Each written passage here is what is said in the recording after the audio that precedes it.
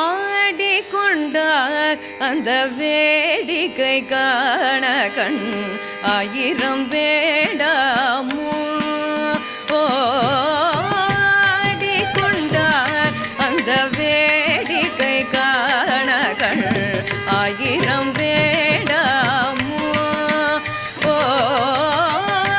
ஆடிக்கொண்டார் அந்த வேடிக்கை காண கண் ஆயிரம்